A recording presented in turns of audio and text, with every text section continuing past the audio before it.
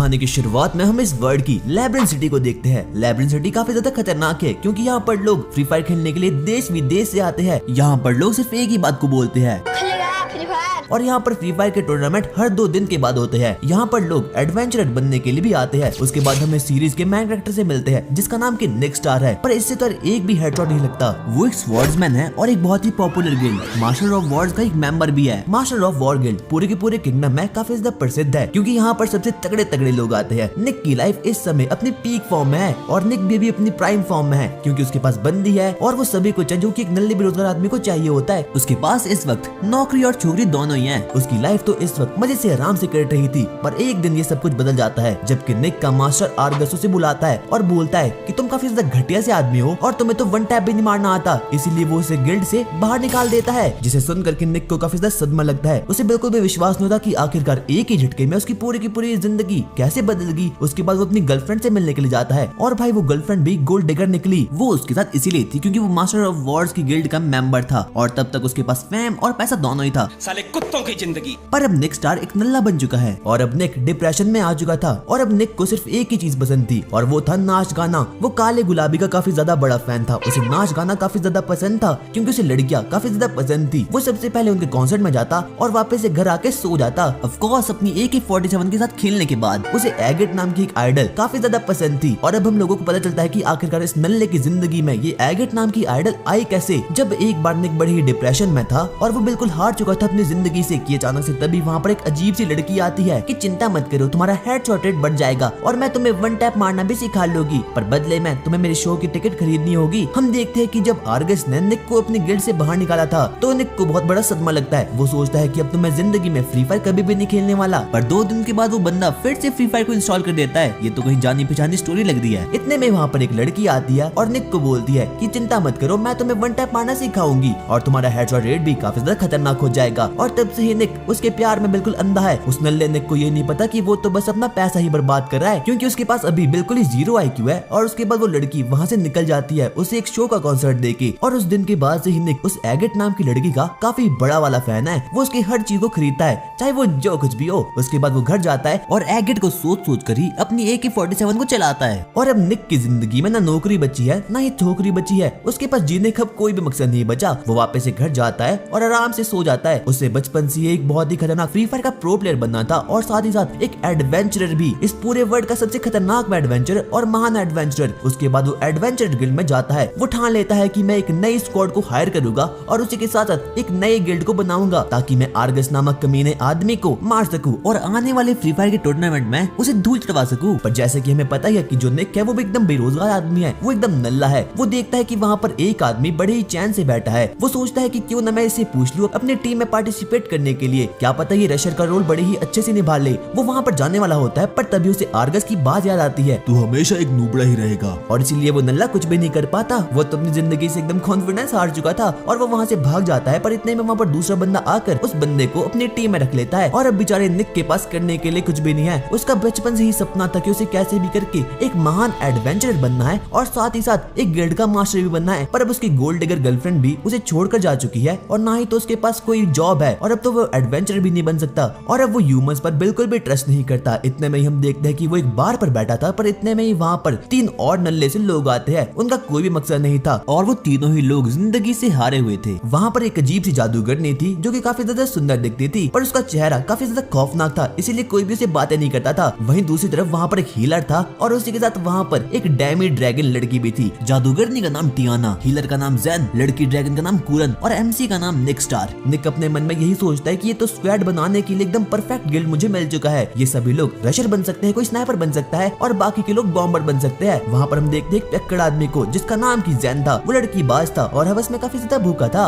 और उसी के साथ साथ वहाँ पर एक ड्रैगन लड़की भी थी जो कि हाफ ड्रैगन और हाफ ह्यूमन थी, यानी कि उसके पास काफी तगड़ी तगड़ी सी पावर थी। निक अपने मन में यही सोच रहा था कि ये लड़की तो रशर बनने के लिए बिल्कुल फिट है क्योंकि उसके पास काफी तगड़ी तगड़ी सी पावर है। निक अपनी एक्स गर्लफ्रेंड के प्यार में एकदम पीना शुरू कर देता है। उसके बाद हम देखते हैं कि वो तीनों ही पीना शुरू करते हैं और लास्ट में जाकर बोलते हैं हम कभी भी इंसानों पर विश्वास नहीं करेंगे। जब वो चारों लोग एक दूसरे की बातों को सुनते हैं तो उन्हें बिल्कुल भी विश्वास नहीं होता कि उन लोगों ने एग्जैक्ट सेम वर्ड को बोला है। उन लोगों की तो वाइब मैच हो गई। हम देखते हैं कि जो वो मेज है उसका नाम टियाना है। उसके बाद हम उसके पास को देखना शुरू करते हैं। जो टियाना होती है वो अपनी एकेडमी में बेस्ट मेज होती है और अगर कोई बड़े ही यंग एज में लाइट मैजिक का यूज कर सकता है तो उसे बड़ा ही रेयर माना जाता है। उसके पास लाइट मैजिक है और वो काफी ज्यादा छोटी है। उस एकेडमी का हेड मास्टर उसे बोलता है कि टियाना एक प्रोडिजी है, उसके पास काफी तगड़ी सी पावर है, यानी कि वो लाइट मैजिक का भी यूज कर सकती है। उसने इस पूरी एकेडमी में टॉप किया है और साथ ही साथ ऐसा कोई भी आदमी नहीं है जो कि इस वक्त टियाना को खत्म कर पाए। उस वक्त टियाना की जिंदगी एकदम अच्छे से चल रही थी। इतने में वो एक होटल जाती है, वो भी 14 फरवरी के दिन। दरअसल वो वहाँ पर अपने फियांसे से मिलने के लिए वहाँ पर जा रही थी और जब वो वहाँ पर जाती है तो वो देखती है कि उसका फियांसे तो किसी दूसरी लड़की के साथ मजे कर रहा है, पर वो इस बात को बिल्कुल इग्नोर करती है और अपने फियांसे को अच्छी बातें करना शुरू करती है और बताती है कि मैंने एकेडमी में टॉप किया है और वो अपने मन में सोच रही थी कि उसका फियांसे काफी ज्यादा खुश होगा। क्या तुम्हें पता है मैंने अपनी एकेडमी में टॉप किया है? हाँ तो उसमें क्या बड़ी बात है, ऑफ कोर्स तुम्हारे पास काफी ज्यादा पैसा है, तुमने जरूर चीटिंग की होगी। पर जो उसका फियांसे होता है वो एकदम घटिया सा आदमी होता है। वो बिल्कुल भी ये बिलीव नहीं करता कि जो टियाना है वो खतरनाक है। जब टियाना ये सुनती है तो उसे बिल्कुल भी विश्वास नहीं होता कि आखिरकार उसका बॉयफ्रेंड आखिरकार बोल क्या रहा है। वो आदमी एक दुष्ट इंसान था और साथ ही साथ में एक नल्ला भी, यानी कि ये तो यार बहुत ही गंदा कॉम्बिनेशन होता है। वो उसे बोलना शुरू करता है कि तुम कुछ भी नहीं कर सकती और जो वो दूसरी लड़की होती है जो कि उसके फियांसे के साथ बैठी होती है वो बोलती है कि मैं तो अब इससे ही शादी करने वाली हूँ।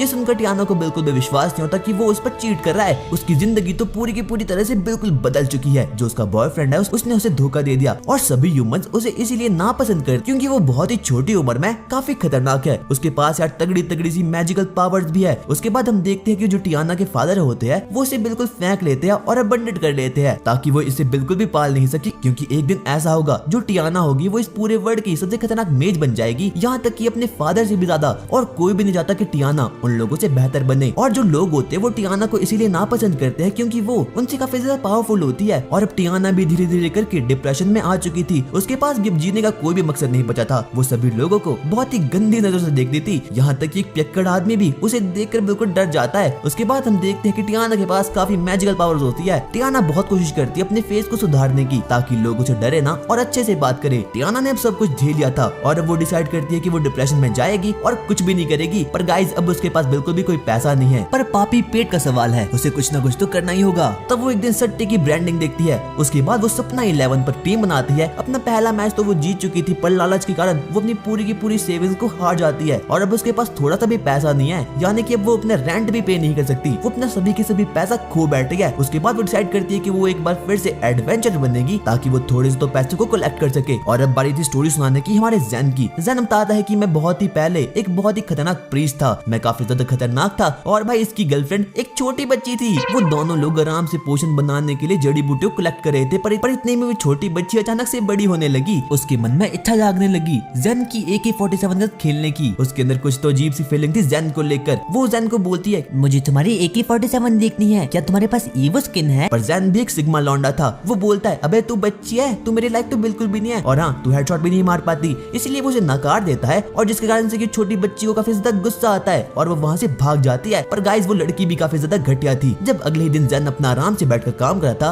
और एक लेडी को ट्रीट करा था क्योंकि वो एक हीलर था, अचानक से वो लड़की वहाँ पर कुछ सोल्जर को लेकर वहाँ पर आ चुकी थी और वो उस पर अजीब से इल्जाम लगाना शुरू करती है कि जैन ने उसके साथ कुछ गलत काम किए थे। इसीलिए उन सोल्जर्स ने उसे पकड़ लिया और उसी के साथ उसे जेल में ट्रैप कर लिया। यार इसकी वाली भी गोल्ड डिगर निकली और उस दिन के बाद से ही जैन का इंसानियत पर से बिल्कुल विश्वास उठ गया। जैन एक बहुत ही जाना माना प्रीस्ट था, पर उस इंसिडेंट के बाद से पूरी सिटी में उसकी थू-थू होने लगी और ना ही तो वो कुछ कर सकता था। उसके बाद वो अपनी एक पुरानी दोस्त के पास जाता है। वो उसे सबसे पहले तो रहने के लिए रूम देती है और भी बहुत कुछ देती है। और अब जैन को कहीं ना कहीं बढ़िया लग रहा था। वो सोचता है कि वो लड़की बाजी बन जाएगा और सभी लड़कियों के पीछे पड़ जाएगा। उसकी दोस्त उसे बताती है कि उसे लैब्रिंथ सिटी में जाना चाहिए और वहाँ पर अपनी जर्नी को कंटिन्यू करना होगा और उसके साथ साथ अपनी स्टोरी को भी। इसीलिए उसी दिन से उस प्रीस्ट ने डिसाइड कर लिया था कि वो इस पूरी की पूरी वर्ल्ड का सबसे खतरनाक लड़कीबाज बनेगा। उसकी दोस्त उसे कुछ तो अजीब सी चीजें देती है जो कि मैजिकल वेपन्स होते हैं। और अब जैन जॉनी भैया का फैन बन चुका है और उसके बाद जैन लैब्रिंथ सिटी में जाना शुरू करता है। और अब बारी थी उस ड्रैगन वाली लड़की की अपनी बैक स्टोरी सुनाने की। यार ये सभी लोग तो बिल्कुल नल्ले हैं, इनके पास बिल्कुल भी कोई काम नहीं है कुछ भी करने का। किसी को उसी की टीममेट ने लैंड माइन से उड़वा दिया तो किसी को उसके टीममेट ने रिवाइव ही नहीं किया। उनकी जिंदगी में सिर्फ दुख ही है। और अब वो डैमी ड्रैगन अपनी बैक स्टोरी बताना शुरू करती है, पर इतने में हम देखते हैं कि उन सभी लोगों ने तो कुछ ज्यादा ही पी लिया है, जिसके कारण से कि सभी लोग बारी बारी से बेहोश होना शुरू हो चुके थे। और अगले दिन जब निक की आंख खुलती है वो देखता है कि वो तो टियाना के रूम में है और बाकी के सभी लोग भी वहाँ पर है। उसे पहले तो कुछ भी समझ आता कि आखिरकार वो सभी लोग यहाँ पर कर क्या रहे हैं, पर तभी उसे अपनी रात का इंसिडेंट याद आता है और उसके बाद वो सभी लोग टियाना के रूम को छोड़कर वहाँ से जाने वाले हैं।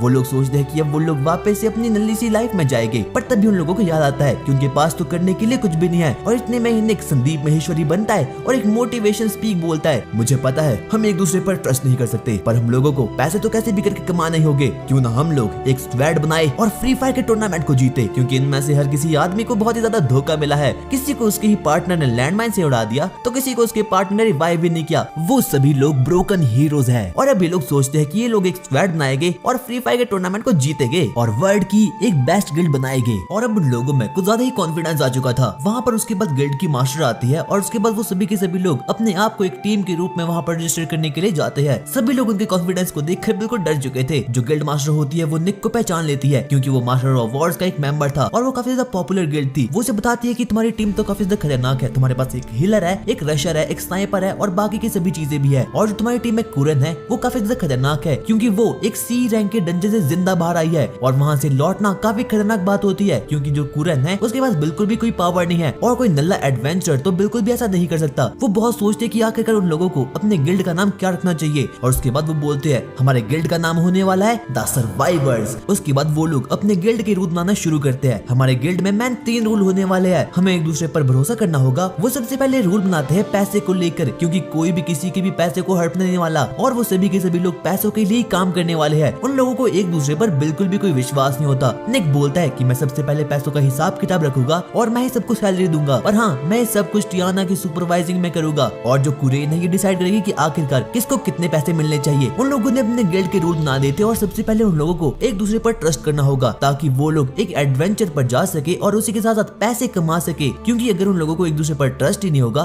तो वो कभी भी एक दूसरे के साथ एक अच्छी टीम को नहीं बना पाएंगे। वो लोग सोचते हैं कि इस वक्त उनका गिल्ड रैंक जी में है, उन्हें सबसे पहले एक डंजन में जाना होगा और वहाँ पर ड्रैगन को खत्म करना होगा ताकि वो लोग डंजन एफ में जा पाए। उन लोगों का पहला मिशन था स्लाइम बॉस को खत्म करने का। उनका पहला मुकाबला एक स्लाइम मॉन्स्टर को मारने के लिए होने वाला है। उसके बाद वो लोग रैंक जी के डंजन में जाते हैं और उनमें से किसी को भी फाइटिंग एक्सपीरियंस नहीं होता सिवाय निक के क्योंकि निक पहले से मास्टर ऑफ वॉर गिल्ड में था। जब वो लोग आगे जाना एक्सप्लोर करते हैं तो उन लोगों को अपने सामने एक बहुत ही अजीब सा स्लाइम दिखता है। उस स्लाइम के पास काफी तगड़ी सी पावर होती है पर तभी वहाँ पर निक जाता है और उसके दिल को बाहर निकालता है। उसका दिल काफी ज्यादा कीमती होता है। वो उन बाकी लोगों को बताता है कि अगर तुम इस स्लाइम का कोर ही उतार दोगे तो ये बिल्कुल नष्ट हो जाएगा और इसका कोर काफी महंगा भी बिकता है। उसके बाद वो लोग डंजन को एक्सप्लोर करना शुरू करते हैं और उस डंजन में उन लोगों को काफी सारे स्लाइम्स मिलते हैं और निक तो एक के बाद एक करके उनके दिल को बस चुराया जा रहा था ताकि उन लोगों को पैसा मिले। उसके बाद वो लोग डंजन के सेकंड बिल्डिंग पर पहुंच चुके थे जहाँ पर कि उन लोगों को थोड़े बहुत रैंक बी के मॉन्स्टर मिलने वाले हैं। टियाना वहाँ पर नीचे देखती है कि वहाँ पर तो एक अजीब सा स्लाइम है और सभी लोग ये देखकर बिल्कुल शॉक्ड हो चुके थे क्योंकि वो वाला स्लाइम तो बिल्कुल भी मरता नहीं। पर तभी टियाना के मुंह पर एक चिपचिपी सी चीज बिल्कुल लग जाती है। निक उसे बताता है कि जो ग्राउंड स्लाइम होते हैं वो अपने स्पेशल मैजिक का यूज करते हैं जिसे देख करके टियाना को बहुत ज्यादा गुस्सा आता है। वो स्लाइम पर अपने काफी ज्यादा खतरनाक मैजिक का यूज करने वाली होती है पर तभी निक उसे रोकता है और उसका अटैक सीधा ही कुरिन को जाकर लगने वाला था। पर तभी कुरिन अपने स्वॉर्ड निकालती है और उसे रोक लेती है और बोलती है मैं तुम पर ट्रस्ट करना चाहती थी पर तुमने बहुत गलत किया। जिसे सुनकर के टियाना को भी बिल्कुल हर्ट हो चुका था और बोलती है मैं कम से कम कुछ तो कर रही हूँ। और अब टियाना भी बिल्कुल गुस्सा हो चुकी थी कुरिन से। वो दोनों ही एक टीम की तरह नहीं बल्कि सोलो अपना काम कर रही थी। उन लोगों को एक दूसरे की कंपनी बिल्कुल भी पसंद नहीं आती पर फिर भी उन लोगों को एक्सप्लोर तो करना ही था ताकि उन लोगों को पैसा मिल पाए। उसके बाद वो लोग डंजन के फाइनल गेट तक पहुंच चुके थे और वहाँ पर उन लोगों को एक पिंक स्लाइम मिलता है। वहाँ पर टियाना अपनी आइस मैजिक का यूज करती है और उस स्लाइम के कोर को बिल्कुल तबाह कर देती है पर जिससे कि वहाँ पर एक बहुत बड़ा ब्लास्ट होता है और वो सभी के सभी लोग एकदम चिपचिपे से हो चुके थे। उसके बाद वो लोग नहाना शुरू करते हैं। वो लोग काफी ज्यादा कंप्लेंट भी करे थे टियाना ये सब कुछ तुमने ही किया है। वो लोग एक दूसरे को ब्लेम करना शुरू करते कि आखिरकार वो स्लाइम मॉन्स्टर फटा क्यों। टियाना उनसे बोलती कि मैंने तो कुछ भी नहीं किया पर निक बोलता है कि तुम्हें मुझे सबसे पहले बोलना था कि आखिरकार तुम उस पर कौन सा अटैक करने वाली हो। निक को कहीं ना कहीं समझ आ रहा था कि वो लोग एक दूसरे पर बिल्कुल भी ट्रस्ट नहीं करते। उसके बाद निक उन्हें अपने सीक्रेट्स बताना शुरू करता है। वो कहता है कि मुझे मैजिक का मॉब भी नहीं आता और मैं मैजिक का बिल्कुल भी यूज नहीं कर सकता पर मैं क्लोज रेंज में काफी ज्यादा माहिर हूँ। पर वो लोग ये देखकर बिल्कुल शॉक्ड हो चुके थे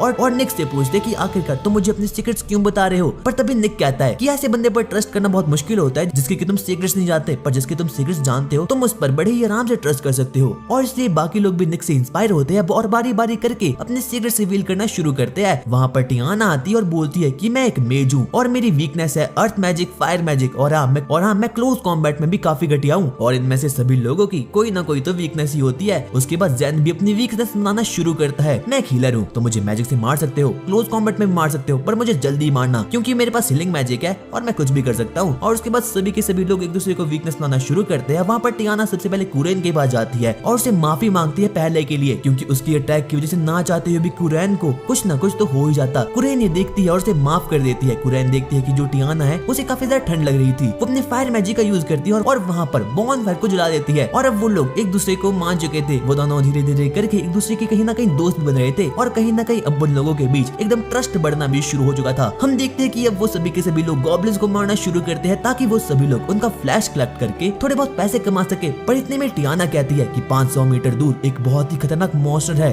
टियाना अपनी मैजिकल एबिलिटी से डिटेक्ट कर देती है कि उनके 500 मीटर के दायरे के अंदर एक बहुत ही खतरनाक मॉन्स्टर है। निक उन्हें बताता है कि जो वो मॉन्स्टर है वो काफी ज्यादा खतरनाक है। लगभग 4 ए रैंक की पार्टी चाहिए होती है अगर उस मॉन्स्टर को खत्म करना है, क्योंकि वो गॉब्लिन किंग नहीं है बल्कि वो तो एक ऑर्क है। और ऑर्क गॉब्लिन से भी काफी ज्यादा पावरफुल होते हैं। उनके पास अर्थ मैजिक होता है जो कि टियाना की एक वीकनेस भी है। पर टियाना की इस पावर को देखकर सभी लोग बिल्कुल शॉक्ड हो चुके थे, क्योंकि टियाना के पास डिटेक्शन की पावर होती है। वो लोग सोचते हैं कि वो लोग एक साथ मिलकर काम करेंगे और उसी के साथ साथ जो वो ऑर्क मॉन्स्टर होता है उस पर किसी भी मैजिकल पावर का कोई भी इफेक्ट नहीं पड़ता। यानी कि टियाना और जैन तो इस कॉम्बैट में बिल्कुल यूजलेस होने वाले हैं। पर जैन कहता है कि मैं तुम लोगों पर पीछे से हीलिंग मैजिक का यूज करूंगा और साथ ही साथ रेज मैजिक का भी यूज करूंगा, जिसकी वजह से कि मैं तुम लोगों को प्रोटेक्ट कर पाऊं। उसके बाद वो सभी लोग ऑर्क मॉन्स्टर के पास जाना शुरू करते हैं। उन लोगों को फाइनली उसकी गुफा तो मिल ही चुकी थी। वो लोग डिसाइड करते हैं कि निक और कुरैन उस पर सामने से अटैक करेंगे और जैन उन्हें प्रोटेक्ट करेगा। वो लोग एकदम सही तरीके से बिल्कुल प्लानिंग बना रहे होते हैं। उसके बाद उन लोगों को फाइनली वो ऑर्क मॉन्स्टर मिल चुका था। पर इतने में पता नहीं कुरैन को क्या होता है, वो अकेले ही वहाँ पर जाती है। पर तभी पीछे से वहाँ पर निक भी आता है। निक अपने डैगर पर उससे वार करता है और बाकी के लोग अपने मैजिक पावर का यूज करते हैं। और अब कुरैन को भी काफी से गुस्सा आ चुका था। वो अपनी ड्रैगन ब्रेथ का यूज करती है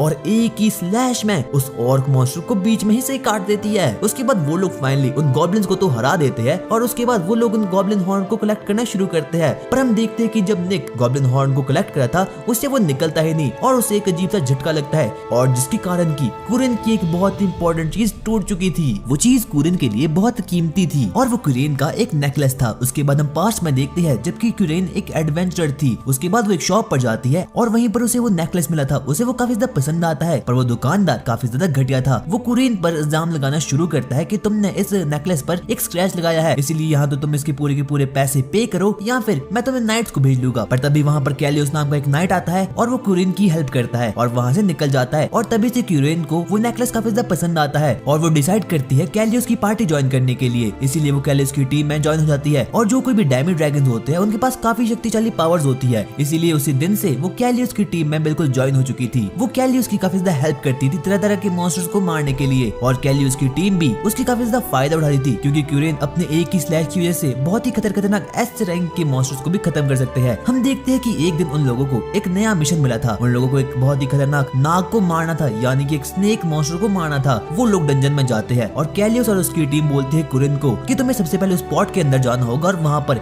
एक तुम्हें बहुत ही खतरनाक स्नेक मिलेगा। हम देखते हैं कि कुरैन अपनी पूरी की पूरी पावर से उसे लड़ना शुरू करती है, पर तभी वो स्नेक मॉन्स्टर अपने आखिरी समय में एकदम खतरनाक पॉइजन मैजिक यूज करता है, जिसके कारण कि अब कुरैन मरने वाली थी। कुरैन का पावर लेवल अब बिल्कुल डिक्रीज हो चुका था और ये स्नेक मॉन्स्टर काफी ज्यादा खतरनाक था। वो कैलियोस को बोलती है हेल्प हेल्प, पर कैलियोस और उसकी साथी कुछ भी नहीं करता, यानी कि ये सबको बस उनकी चाल थी। उन्हें कैसे भी करके बस कुरैन का यूज करना था और उसके बाद उसे मरने के लिए छोड़ देना था ताकि वो लोग अमीर बनकर। वो डंजन एक बहुत ही खतरनाक था। कैलियोस और उसके साथियों ने कुरैन को यहाँ पर मरने के लिए छोड़ लिया था ताकि वो यहाँ पर मर जाए, क्योंकि कोई भी एडवेंचरर अकेले आज तक सी रैंक के डंजन से बिल्कुल भी बाहर नहीं निकला है। पर कुरैन के पास काफी तगड़ी सी पावर थी। वो अपने फुल पोटेंशियल पर जाती है और आखिर में जाकर फाइनली उस डंजन से बाहर निकल जाती है। वो काफी ज्यादा खतरनाक बन चुकी थी। वो वापस से अपने रूम में जाती है और वहाँ पर उसे पता चलता है कि कैलियोस और उसके साथियों ने उसका काफी ज्यादा कीमती सामान भी लूट लिया है, जैसे कि एक खतरनाक सा स्टैचू जो कि एक ड्रैगन ने उसे दिया था। उसने बहुत कोशिश की कैलियोस को ढूंढने की, पर पूरे किंगडम में उसका कुछ अता पता ही नहीं, इसीलिए वो सोचती है कि उसे मूव ऑन करना चाहिए। उसके बाद वो एक होटल में जाती है और वहाँ पर उसे एक एडवेंचरर मिलता है जो कि एक लेजेंडरी एडवेंचरर था। और यहाँ तक कि वो एडवेंचरर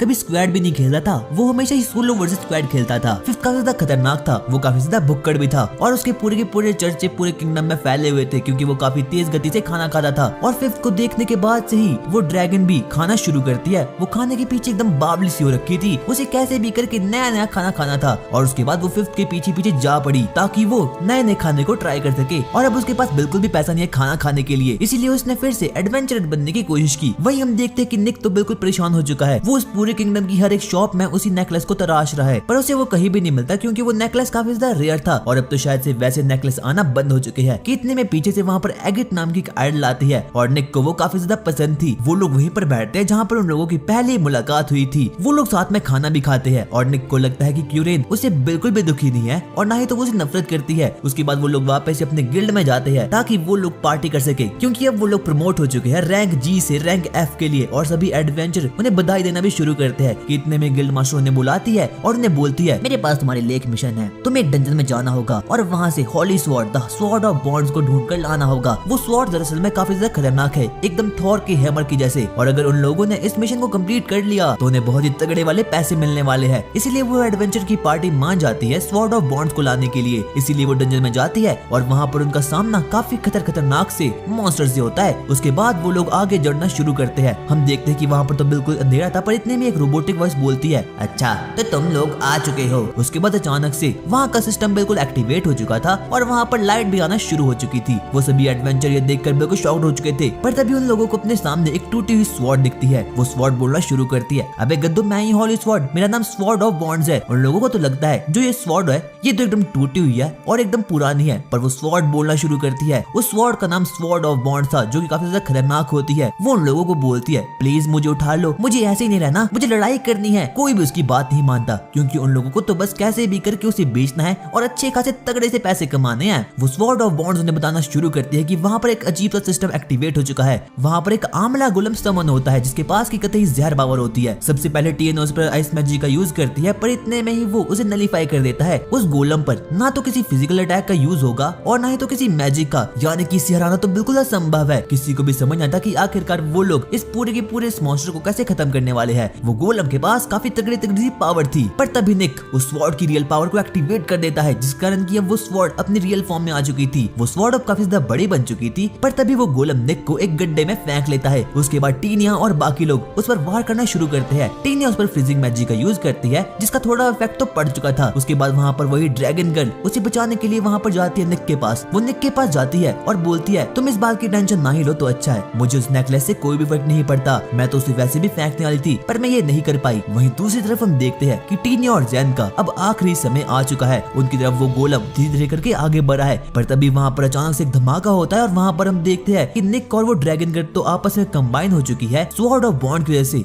इसीलिए उन लोगों के पास अब कतई जहर पावर आ चुकी है। वो अपनी एक स्लैश की हेल्प से उस गोलम को बिल्कुल खत्म कर देते हैं और अब तो वो लोग फाइनली उसके कोर को भी बिल्कुल डिस्ट्रॉय कर देते हैं। और अब वो लोग गिल्ड मास्टर के पास जाते हैं उस स्वॉर्ड को लेकर, पर उस स्वॉर्ड का तो ऐसा बिल्कुल भी मन नहीं था। हम देखते हैं उन लोगों ने पहली बार अपने आईक्यू का यूज किया है। उन लोगों ने गिल्ड मास्टर को नकली स्वॉर्ड दे दी है और जो वो असली स्वॉर्ड है वो एक ह्यूमनॉइड फॉर्म में कन्वर्ट हो चुकी है। वहाँ पर एक बच्चा आता है व्हाइट हेड वाला और एक कोई और नहीं बल्कि वो स्वॉर्ड ही थी और इसका नाम द स्वॉर्ड ऑफ बॉन्ड्स था। उन लोगों ने ऐसा इसीलिए किया था क्योंकि उस स्वॉर्ड का बिल्कुल भी मन नहीं था बिकने का। उन्हें तगड़े पैसे मिलते अपने मिशन को कंप्लीट करने के लिए, पर उन लोगों ने तो अच्छी तरह से मिशन को कंप्लीट ही नहीं किया था। वहीं हम लोग देखते हैं कि अब वो लोग अपने मस्त सो रहे हैं, पर तभी उन लोगों को अपनी पास्ट की बहुत सी घटिया यादें आती है। सबसे पहले टियाना को, उसके बाद ड्रैगन गर्ल को और उसके बाद जैन को, और यहाँ तक कि निक को तो अपनी उसी गोल्ड डिगर वाली गर्लफ्रेंड की याद आती है। वो सबसे पहले खड़ा उठता है और उसे पता चल चुका था कि ये सब कुछ बॉन्ड कर रहा है, यानी कि वो स्वॉर्ड उसके पास टेलीपैथी की पावर है और इसीलिए वो बाकी लोगों को परेशान कर रहा है। वो दूसरों के मन के अंदर झांक सकता है। और अब हम लोग देखते हैं कि वो एडवेंचरर का ग्रुप स्वॉर्ड ऑफ बॉन्ड के साथ अपने न्यू मिशन पर जा रहा है। सबसे पहले वो स्वॉर्ड आगे बढ़ती है और अपने एक ही डुप्लीकेट मैजिक की वजह से एक बहुत ही खतरनाक जायंट मॉन्स्टर को खत्म कर देती है, यानी कि अब उन लोगों के पास तो पैसा ही पैसा होगा। वो बाकी के नल्ले लोग तो इस मॉन्स्टर को साथ मिलकर भी नहीं पेल पाते और अब धीरे धीरे करके उन लोगों का ग्रुप भी काफी बढ़िया तरीके से आगे बढ़ रहा है। बॉन्ड्स अपनी ताकत का मुजाहरा पेश करता है और अपनी पावर की मदद से एक ओगर मॉन्स्टर को खत्म कर देता है। सभी लोग ये देखकर काफी ज्यादा शॉक्ड हो चुके थे कि बॉन्ड्स के पास तो काफी तगड़ी सी पावर है। उन लोगों को बिल्कुल भी विश्वास नहीं होता कि बॉन्ड्स इतना कुछ भी कर सकता है। उसके बाद बॉन्ड्स उन्हें बताता है कि जो कोई भी उसका विल्डर होता है वो उसकी पावर को ही चुरा लेता है। ये स्वॉर्ड जिस किसी के पास भी जाती है उसकी पावर को एब्जॉर्ब कर देती है। सभी उसको देखकर काफी ज्यादा शॉक्ड हो चुके थे। उसके पास मैजिकल पावर है और वो रिवील करता है कि वो लड़ाई के दौरान उन सभी के स्टेमिना का यूज किया था। और निक अपने मन में सोचता है कि अब हम लोगों को वापस जाना चाहिए एडवेंचर मास्टर गिल्ड में ताकि हम लोगों को नए नए पैसे मिल सके। उसके बाद वो सभी सर्वाइवर्स एक होटल में जाते हैं, पर तभी निक को अपनी वही गोल्ड डिगर वाली वाइफ की याद आती है और इतने में हम देखते कि जब वो होटल के अंदर था तो उसकी गर्लफ्रेंड एक और लौंडे को फंसा रही थी। निक को अपना खौफनाक अतीत याद आता है और जल्दी से उसके पास जाता है ताकि वो उस बंदे की जान को बचा पाए। और निक बोलता है, हाँ तुम तो गोल्ड डिगर निकली। और इससे वो नमूना सा लड़का भी समझ चुका था कि जो लड़की ही बिल्कुल भी ठीक नहीं है और जिसके कारण से कि निक की गर्लफ्रेंड को काफी ज्यादा गुस्सा आता है। वो वहाँ से भाग जाती है, पर इतने में उसके पीछे एक बहुत ही तगड़ा सा आदमी आता है और वो निक की गर्लफ्रेंड की गिल्ड का मास्टर था और उन सभी लोगों का एक गिल्ड भी था। वो निक को चुनौती देता है 1v1 करने के लिए और निक भी मान चुका था क्योंकि उसे कैसे भी करके अपनी गर्लफ्रेंड से कैसे भी करके बदला लेना था। वो वहाँ पर जल्दी से बाहर जाता है और उसके बाद वो लियोन उसे माफी मांगना शुरू करता है और बोलता है, मैं तो वैसे भी तुम्हारी गर्लफ्रेंड को धोखा देने वाला हूँ क्योंकि वो काफी ज्यादा चालाक है। पर निक को काफी ज्यादा गुस्सा आता है। वो इस बात को बिल्कुल भी सह नहीं पाता कि कोई दूसरा आदमी उसकी गर्लफ्रेंड को मारने वाला है। वो उसे एक जोरदार मुक्का मारता है कि तभी वहाँ पर उसी की टीममेट आ चुकी थी। वो निक को गिरा देती है, पर तभी हम देखते कि वहाँ पर तो कुरेन आ चुकी थी और कुरेन उसकी ही टीममेट को मार देती है। उसके बाद वहाँ पर गिल्ड मास्टर भी आ चुकी थी और गिल्ड मास्टर ये अनाउंस करती है कि उन दोनों ही टीम के बीच एक बहुत ही खतरनाक मुकाबला होने वाला है और जो कोई भी उसको जीतेगा उसे तगड़े से पैसे मिलने वाले हैं। इसीलिए वो सभी के सभी लोग तो पैसों के भूखे थे ही। गिल्ड मास्टर ये अनाउंस करती है कि उन दोनों के बीच एंशिएंट फाइट होने वाली है, यानी कि इस फाइट में मैथमेटिक्स का यूज होने वाला है। जो कोई भी टीम मैथ के सबसे ज्यादा इक्वेशन को सॉल्व करेगी उसे मौका मिलेगा फाइट करने का और वही पंचेस मार सकती है, यानी तो काफी ज्यादा खतरनाक फाइट होती है। हम देखते हैं कि निक की टीम से कुरेन आने वाली है और दूसरी टीम से निक की गर्लफ्रेंड आने वाली है। पर कुरेन तो बिल्कुल तुम्हारे जैसे ही है, उसे तो मैथमेटिक्स का मॉ भी नहीं आता, इसीलिए वो कुछ भी नहीं कर सकती। हम देखते हैं कि जो जैन होता है वो लड़कीबाजी कर रहा था, उसे तो कुछ भी लेना देना नहीं था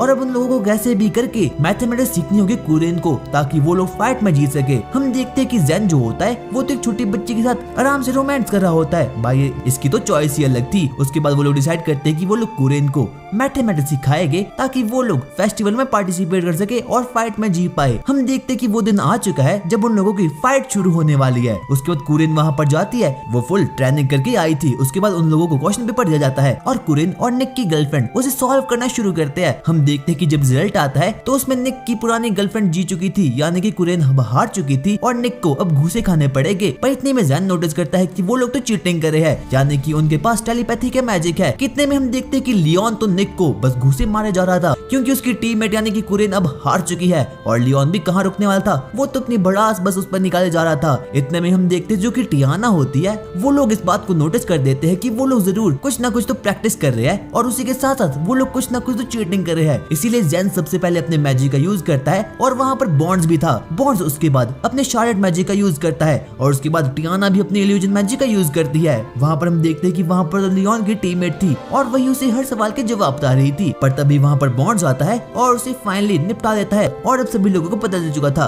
कि जो लियोन है और निक की पुरानी गर्लफ्रेंड है वो लोग चीटिंग कर रहे हैं। इसीलिए वहाँ पर रॉयल्स हो जाते हैं और उसी के साथ साथ लियोन पर एक बहुत ही तगड़ा से इल्जाम ये भी लगा था कि उसने the legendary sword the sword of रूइन को चुराया है। जो स्वॉर्ड ऑफ रूइन होती है वो काफी ज्यादा पावरफुल होती है। वो स्वॉर्ड पुराने डीमन किंग की थी और वो काफी खतरनाक होती है। उसके बाद वो सोल्जर्स लियोन को टॉर्चर करना शुरू करते हैं, पर तभी हम देखते हैं कि वहाँ तो वही खतरनाक सी स्वॉर्ड आ चुकी है। वो जल्दी से लियोन के अंदर घुसती है और उसके बाद लियोन को इवॉल्व कर देती है और अब लियोन के पास काफी तगड़ी तगड़ी सी पावर आ चुकी है। हम देखते हैं कि वो लोग तो सपना 11 पर टीम बना रहे हैं और सभी लोग मजे कर रहे थे। वहाँ पर टियाना थी और एगेट थी और एगेट का बॉयफ्रेंड भी था। पर निक को इस चीजों में बिल्कुल भी विश्वास नहीं था और जो टियाना होती है वो गैम्बलिंग करने में काफी ज्यादा माहिर थी। वो एगेट के बॉयफ्रेंड को हरा देती है। पर तभी हम देखते हैं कि वहाँ तो एक अजीब सा बहुत ही खतरनाक मॉन्स्टर आ चुका है और ये कोई और नहीं बल्कि लियोन ही है, पर अपनी इविल फॉर्म में। इसके पास अब काफी तगड़ी तगड़ी सी पावर आ चुकी है। उसके बाद सबसे पहले वो टियाना के पास जाता है और कहता है, मुझे बता दो कि निक कहाँ है। पर वो उसे कुछ भी नहीं बताती और वो बोलता है, अब मैं सब कुछ स्मेल कर सकता हूँ, मुझे पता है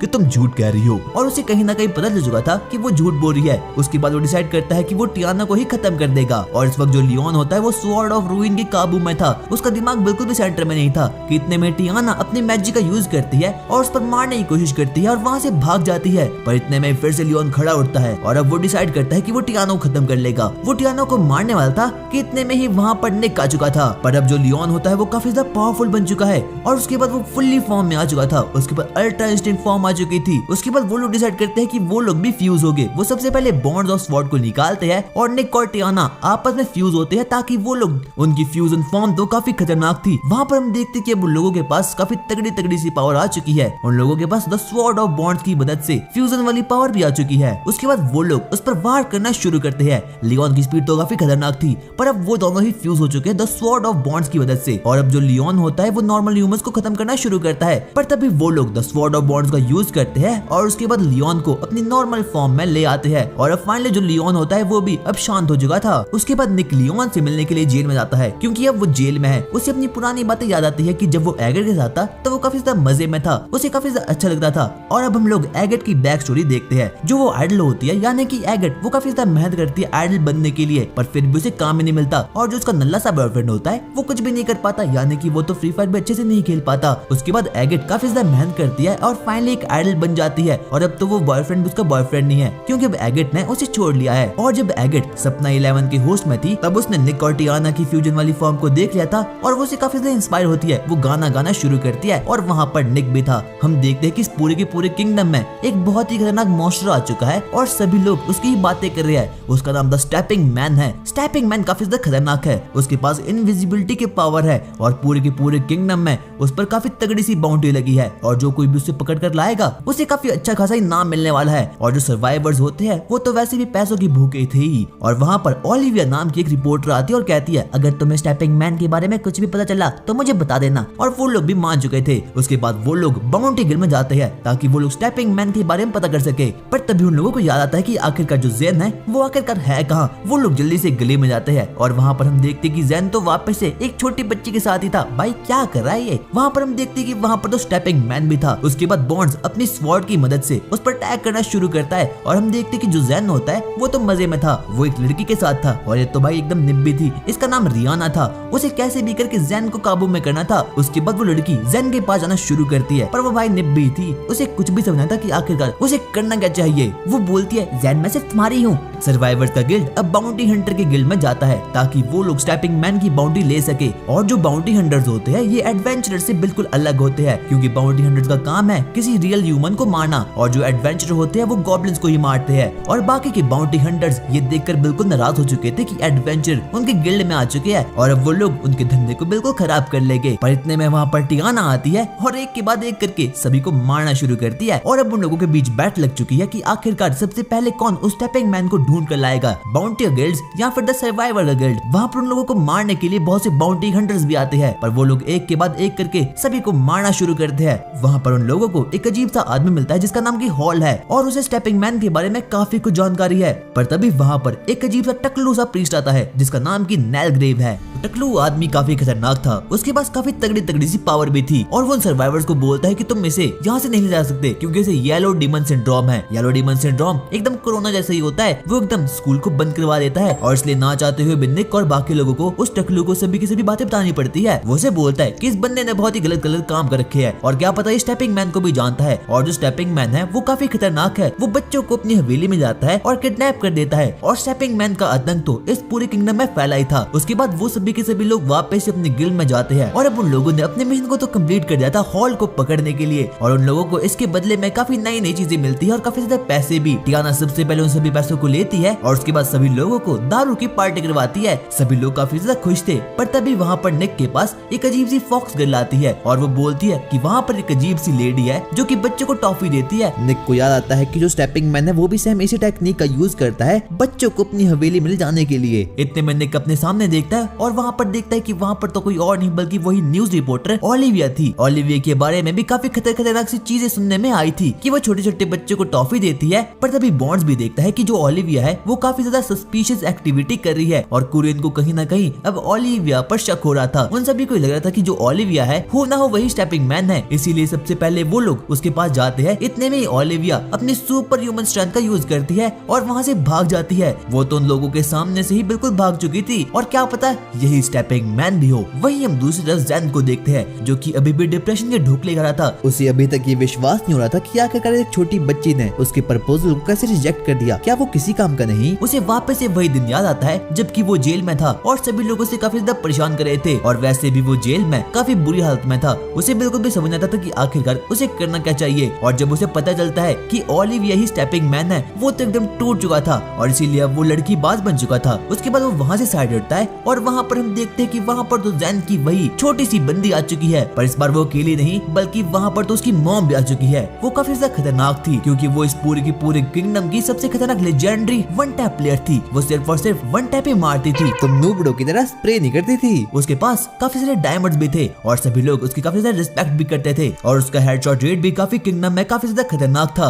और वो किंगडम की एक बहुत ही खतरनाक गिल्ड में शामिल भी थी। उसका मॉम का नाम ओडा था और उसे भी सेम यही मिशन मिला था स्टेपिंग मैन को खत्म करने के लिए। इसीलिए वो सबसे पहले निक के पास जाती है और बाकी लोगों के पास जाती है क्योंकि अब उन सभी लोगों का एक ही मकसद है कि अब उन सभी लोगों को कैसे भी करके स्टेपिंग मैन को ढूंढना है और उसे खत्म करना है ताकि वो लोग बहुत सारे पैसे कमा सके और फ्री फायर में उड़ा सके। उसके बाद वो लोग डिसाइड करते हैं कि आखिरकार वो लोग कैसे स्टेपिंग मैन को हरा सकते हैं। वहाँ पर जो ओडा होती है उसके पास काफी सारा फाइटिंग एक्सपीरियंस होता है और जेम और बाकी लोग भी मान चुके थे उसकी हेल्प करने के लिए, पर वो उन लोगों को बताती है कि जो स्टेपिंग मैन है वो एक बार में ही लगभग 5 से 6 मैजिक स्पेल का यूज करता है और किसी भी नॉर्मल ह्यूमन का करना ये काफी ज्यादा मुश्किल होता है। इसीलिए कहीं ना कहीं वो भी सोच में पड़ जाते हैं कि आखिरकार उन लोगों को इस वक्त पर करना क्या चाहिए। इसीलिए ओडा उन लोगों को बोलती है कि तुम लोग मेरे अंडर काम करोगे और मैं तुम्हें लाइटनिंग मैजिक का यूज करना सिखाऊंगी और जो कोई लोग भी एक बार में ही 5 से 6 मैजिकल स्पेल का यूज कर सकते हैं वो काफी ज्यादा रेयर होते हैं। उसके बाद ओडा उन बाकी लोगों को अपने पास ले जाती है और एक बढ़िया सी चीज बुलाती है। एक पोशन था जिसकी मदद से कि इनके पास लाइटनिंग मैजिक की पावर आ जाएगी और उसी के साथ इस पोशन में काफी खतरनाक सी चीजें भी थी। जब वो लोग इस चीज को पीते हैं तो वो लोग काफी ज्यादा हेल्दी महसूस करते हैं। उसी के साथ अब उन लोगों के पास काफी तगड़ी सी पावर भी आ चुकी थी। वहाँ पर बॉन्ड्स भी था और बाकी सर्वाइवर्स गिल्ड के मेंबर भी। उसके बाद ओडा अपनी जेब से एक अजीब सा लाइटर निकालती है और बोलती है इसे तुम अपनी मैजिकल पावर से जलाओ। सबसे पहले टियाना कोशिश करती है और बाकी लोग भी बहुत कोशिश करते हैं, पर जब आखिर में निक की बारी आती है जिसके पास यार 0 मैजिकल पावर थी, वो अचानक से पता नहीं कैसे पर उस मैजिकल लाइटर को जला देता है और अब सभी लोग निक की रिस्पेक्ट करना शुरू करते हैं। अगले दिन से ही ओडा उन सभी लोगों की प्रैक्टिस करना शुरू करा देती है क्योंकि वो लोग काफी ज्यादा वीक थे और अगर उन लोगों को स्टेपिंग मैन को हराना है तो उन लोगों को काफी ज्यादा स्ट्रॉन्ग बनना होगा। उसके बाद वो उसी रात स्टेपिंग मैन को ढूंढने के लिए उसी जगह जाते हैं जहाँ पर उन लोगों ने पहली बार भी स्टेपिंग मैन को देखा था। वहाँ पर हम देखते हैं कि स्टेपिंग मैन तो सच में एक लड़की को वहाँ से किडनैप करा है, पर तभी वहाँ पर बॉन्ड्स आता है और उसे एक लात मारता है और अचानक से वो स्टेपिंग मैन नीचे गिर चुका था। वो स्टेपिंग मैन यार काफी ज्यादा खतरनाक था। वो एक बार में ही चैन मैजिक, इल्यूजन मैजिक और इनविजिबिलिटी स्पेल का यूज करता, पर सभी के सभी सर्वाइवर्स गिल्ड के मेंबर अब वहाँ पर आ चुके हैं। उन लोगों ने स्टेपिंग मैन को घेर लिया है। ओलिविया क्या ये तुम हो? पर वो ऐसा कुछ भी नहीं मानती और वहाँ से भाग जाती है। कहीं ना कहीं निक को भी अब शक हो रहा था कि स्टेपिंग मैन कोई और नहीं बल्कि ओलिविया है, पर वो वहाँ से भाग चुकी थी। पर कहीं ना कहीं अपने मन में वो लोग ये भी सोच रहे थे कि आखिरकार ओलिविया के पास इतनी पावर कैसे आ सकती है। इसीलिए निक ऐसे आदमी के पास जाता है जिसे कि तीनों मैजिकल पावर के एलिमेंट के बारे में पता हो। वो सबसे पहले जेल में मिलने के लिए लियोन के पास जाता है और उसके बाद लियोन निक को बोलता है कि अगर तुम्हें किसी भी ऐसे बंदे को हराना है जो कि 5-6 मैजिक का यूज कर सकता है तो तुम्हें सबसे पहले उसका नाम लेना होगा जो कि उसके अंदर है, यानी कि उन्हें पता होना चाहिए कि आखिरकार रियल स्टेपिंग मैन कौन है। तभी वो स्टेपिंग मैन की पावर बिल्कुल नल हो जाएगी और उसके बाद ही वो उस पर अटैक कर सकते हैं। उसके बाद वो लोग और ज्यादा कोशिश करना ट्राई करते हैं ताकि वो लोग लाइटनिंग मैजिक को सीख सके और उसी के साथ साथ उनके पास पावर भी आ जाए, क्योंकि अगर उन लोगों ने लाइटनिंग मैजिक नहीं सीखी तो वो लोग कैसे भी करके स्टेपिंग मैन को नहीं हरा सकते, क्योंकि स्टेपिंग मैन की स्पीड तो काफी ज्यादा खतरनाक होती है। इसीलिए वो लोग वापस से बाउंटी हंटर्स की गिल्ड पर जाते हैं ताकि वो लोग स्टेपिंग मैन के बारे में इंफॉर्मेशन कलेक्ट कर सके। पर तभी वहाँ पर निक पर ओलिविया अटैक कर देती है।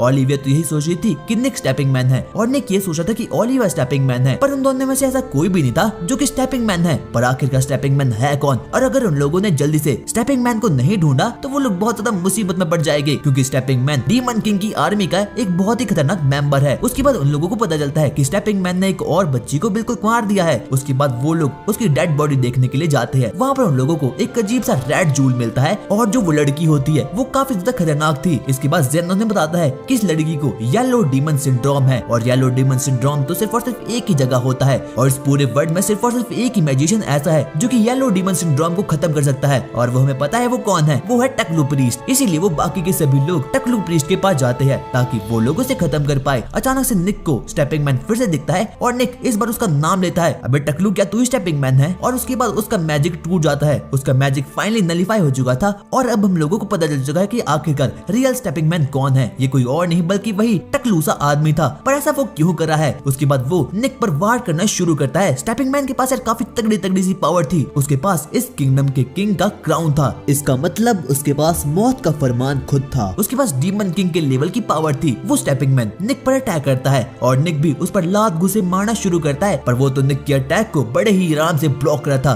क्योंकि उसके पास फ्यूचर देखने की पावर थी। वो निक के आते हुए हर एक अटैक को बड़े ही आराम से डॉल रहा था क्योंकि उसे उसे उन सभी मूव्स के बारे में जानकारी थी जो कि निक आगे यूज करने वाला है। और निक का हर एक बार उस पर बिल्कुल असफल है, वो तो कुछ भी नहीं कर सकता। निक अपने प्लान बी का यूज करता है और उस पर एक जोरदार लात जड़ता है। अचानक से हम देखते हैं कि वो घर तो बिल्कुल टूट चुका था जिस पर कि वो सभी लोग डर रहे थे। अचानक से हम देखते हैं कि नीचे तो उन लोगों ने उसके लिए ट्रैप सेट करके रखा है। वहाँ पर सर्वाइवर गिल्ड के हर एक मेंबर है और वहाँ पर ऊपर बॉन्ड्स भी है। वो सभी लोग वहाँ पर सीलिंग मैजिक का यूज करते हैं ताकि ये स्टेपिंग मैन यहाँ से भाग ना पाए। और अब उन सभी लोगों ने डिसाइड कर लिया था कि वो लोग फाइनली इसे खत्म कर लेंगे, क्योंकि जो स्टेपिंग मैन है वो छोटे छोटे बच्चों को लालच देता है और उसके बाद अपनी गुफा में जाता है। उसके बाद सभी के सभी लोग स्टेपिंग मैन पर वार करना शुरू करता है, पर इतने में स्टेपिंग मैन टॉक नो जुत्सु का यूज करता है और बोलता है बहुत समय पहले मेरी भी एक बच्ची थी पर उसे येलो डीमन सिंड्रोम हो गया और इसीलिए सभी गांव वालों ने मेरी बच्ची को जिंदा जला लिया। इसीलिए मैंने डिसाइड कर दिया कि मैं हर एक बच्चे को खत्म कर लूंगा येलो डीमन सिंड्रोम का यूज करके। और इसीलिए वो स्टेपिंग मैन बन गया और उसी के साथ वो सभी के सभी बच्चों को मारने लगा इस किंगडम के, ताकि वो अपना रिवेंज कंप्लीट कर पाए। और इस बात को सुनकर तो बाकी के सभी सर्वाइवर्स की आंखों में भी आंसू आ चुके थे, पर कहीं ना कहीं उन लोगों को पता था कि स्टेपिंग मैन जरूर झूठ बोल रहा है, क्योंकि यार उसके पास काफी तगड़ी तगड़ी सी पावर थी। येलो डीमन सिंड्रोम काफी खतरनाक होता है और येलो डीमन सिंड्रोम सिर्फ और सिर्फ डीमन किंग ही बना सकता है, क्योंकि बहुत ही पुराने समय में इस किंगडम में एक और बार येलो डीमन सिंड्रोम चल पड़ा था और ये किसी और का नहीं बल्कि डीमन किंग की देन थी। पर पुराने समय में यहाँ का हीरो आ गया और उसके बाद डीमन किंग को मार दिया, पर अचानक से डीमन किंग को किसी ने जिंदा कर लिया और वो भी अपनी ही बलि देकर। और अब डीमन किंग वापस से जिंदा हो चुका है और अब जो वो टकलू प्रीस्ट है वो कहीं ना कहीं अच्छा बन चुका था। वो बोलता है कि मैं आगे से ऐसा नहीं करने वाला और वो यहाँ तक ये भी कह देता है कि अब मैं निक की गिल्ड में आने वाला हूँ। पर इतने में हम देखते हैं कि उस टकलू पर पीछे से कोई वार करता है और यहाँ पर डीमन किंग का सेनापति खुद वहाँ पर आ चुका है। वो टकलू को तो मार देता है, उसका ऑरा काफी ज्यादा खतरनाक था, उसके पास काफी तरह तरह की पावर्स भी थी। उसके बाद वो एक के बाद एक करके हर एक सर्वाइवर गिल्ड पर मारना शुरू करता है। वो सबसे पहले टियाना को मारता है, ओलिविया को भी खत्म करता है और उसके बाद ओलिविया उसे लड़ने के लिए वहाँ पर आ चुकी थी। और जैसे कि हमें पता है जो ज़ेन है उसके पास कोई भी मैजिकल पावर नहीं है, वो एक के बाद एक करके अपने मैजिकल पावर से हर एक मेंबर को मारना शुरू करता है। और अब सर्वाइवर गिल्ड के सिर्फ और सिर्फ 2 मेंबर बच चुके थे, वो था निक और ज़ेन। इसीलिए वो लोग स्वॉर्ड ऑफ बॉन्ड्स का यूज करते हैं और एक दूसरे में मर्ज हो चुके थे। और अब उन लोगों की पावर काफी ज्यादा खतरनाक हो चुकी थी, उन लोगों का फ्यूजन रूप काफी खतरनाक हो चुका था। पर इतने में डीमन किंग का सेनापति ग्रेविटेशन मैजिक का यूज करता है और उसे बिल्कुल जकड़ लेता है और अगर ज्यादा देर तक ओलिविया ऐसी रही तो वो मारी जाएगी। इसीलिए निक और ज़ेन डिसाइड करते हैं कि उन लोगों को कैसे भी करके अपने ऑरा को ज्यादा करना पड़ेगा ताकि वो डीमन किंग के सेनापति को खत्म कर पाए। पर इतने में हम देखते हैं कि वहाँ पर ओलिविया भी ट्रैप से बाहर आ चुकी है और उसके बाद वो सभी के सभी लोग मिलजुल कर उस पर अटैक करना शुरू करते हैं, पर वो लोग फिर भी उसे हरा नहीं पाते। वो लोग बहुत कोशिश करते हैं उसे खत्म करने की, पर ऐसा कुछ भी नहीं हो पाता और इसीलिए डीमन किंग का सेनापति वहाँ से निकल जाता है ताकि वो डीमन किंग को ये संदेश भेज सके और बोल सके कि इस वर्ल्ड में एक नया हीरो रीइंकार्नेट हो चुका है और वो कोई और नहीं बल्कि निक होने वाला है। हम देखते हैं कि जो वो टकलू प्रीस्ट होता है वो मारा जा चुका है क्योंकि उसे डीमन किंग के सेनापति ने मार दिया है। उसके बाद वो बाकी के सभी लोग वहाँ से भाग निकलते हैं। उन लोगों को काफी तगड़ी सी बाउंटी मिलती है, पर अभी भी वो लोग संतुष्ट नहीं थे क्योंकि उन्हें कैसे भी करके अब डीमन किंग को खत्म करना है, क्योंकि उन लोगों को पता है कि जब तक डीमन किंग जिंदा है तब तक इस किंगडम पर खतरा बना रहेगा, क्योंकि डीमन किंग के पास काफी तगड़ी सी पावर है। और जब पिछली बार डीमन किंग यहाँ पर आया था तो उसने हर एक मेंबर को खत्म कर लिया था। और उसके बाद हम निक का पास देखते हैं। निक बहुत ही छोटा था और वो काफी ज्यादा वीक था, उसे तो फ्री फायर खेलना भी ढंग से नहीं आता था और जिस किसी भी डंजन में जाता था वो हमेशा ही वहाँ से पिट कराता था। पर एक दिन उसने बहुत कोशिश की और फाइनली थोड़ा बहुत पावरफुल तो बन चुका है। पर अब निक वापस से डिप्रेशन में आ चुका है क्योंकि वो उतना ज्यादा ताकतवर नहीं जितना वो बना जाता था। और उसके बाद हम एगिट को देखते हैं जो कि अब काफी ज्यादा खतरनाक बन चुकी है। वो सभी सर्वाइवर्स वापस से गिल्ड में आते हैं और सभी लोगों को बताते हैं कि अब डीमन किंग वापस आ चुका है। और सभी लोग काफी ज्यादा दुखी थे क्योंकि उन लोगों को पता है चाहे वो जितनी भी प्रैक्टिस कर ले कि वो डीमन किंग को नहीं हरा सकते, क्योंकि डीमन किंग के पास यार काफी तगड़ी सी पावर होती है। वो लोग इतने ज्यादा दुखी थे कि वो लोग डीमन किंग को हराने के लिए कोई प्रैक्टिस भी नहीं करते। उन लोगों ने बिल्कुल उम्मीदें छोड़ ली थी क्योंकि वो लोग डीमन किंग को नहीं हरा सकते। इसलिए कुरियन डिसाइड करती है कि वो सर्वाइवर्स गिल्ड को छोड़ लेगी। उनके पास कोई भी उम्मीदें नहीं बची है कि वो लोग डीमन किंग को हरा पाए। इसीलिए गिल्ड मास्टर उन सभी लोगों को एक नया मिशन देते हैं। उन लोगों को अब कैसे भी करके किंग का ज्वेल ढूंढना है और उसके बाद ही वो लोग डीमन किंग को हरा सकते हैं। उन सभी लोगों को एक बहुत ही खतरनाक माउंटेन डंजन में जाना है और वहाँ से एक बहुत ही खतरनाक स्वॉर्ड को लाना है और उसकी वजह से वो डीमन किंग को हरा सकते हैं। और उसके बाद एक ऐसी स्वॉर्ड जनरेट होगी जो कि डीमन किंग का खात्मा कर सकती है। और अब वो सभी लोग काफी एक्साइटेड हो चुके थे क्योंकि अब उन लोगों को फाइनली कुछ ऐसा मिल चुका है जिससे कि वो लोग डीमन किंग को खत्म कर सकते हैं और अपने इस किंगडम को बचा सकते हैं। इसीलिए अब वो लोग एक नई जर्नी पर जाएंगे द न्यू स्वॉर्ड को ढूंढने के लिए, ताकि वो सभी लोग मिलकर डीमन किंग को खत्म कर पाए। और अब हम लोग देखते हैं कि वो लोग अपनी न्यू जर्नी पर निकल चुके हैं द न्यू स्वॉर्ड ढूंढने के लिए, द हॉली स्वॉर्ड। तो गाइज आई होप कि तुम्हें वीडियो काफी ज्यादा पसंद आई होगी, और अगर आई तो मुझे कमेंट्स में बताओ, और कमेंट्स तो जरूर करना, इससे काफी ज्यादा मोटिवेशन मिलती है। और अगर तुम नए हो तो चैनल को जरूर से सब्सक्राइब करना। मैं मिलता हूँ तुमसे किसी नेक्स्ट वीडियो में किसी नए एनिमे के साथ, तब तक के लिए बाय।